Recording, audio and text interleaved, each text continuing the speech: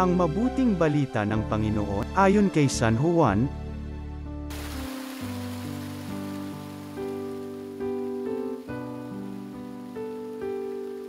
Noong panahong iyon, sinabi ni Jesus kay Nicodemo, "Ang mula sa itaas ay dakila sa lahat, ang mula sa lupa ay tagalupa at nagsasalita tungkol sa mga bagay sa lupa.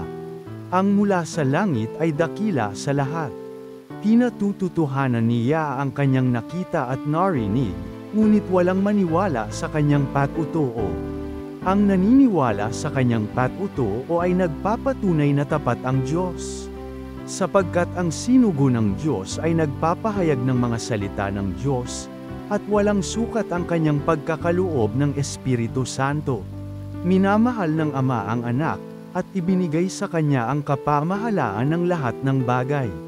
Ang nananalig sa Anak ay may buhay na walang hanggan, ngunit ang hindi tumatali sa Anak, hindi nagkakaroon ng buhay, mananatili sa Kanya ang puot ng Diyos.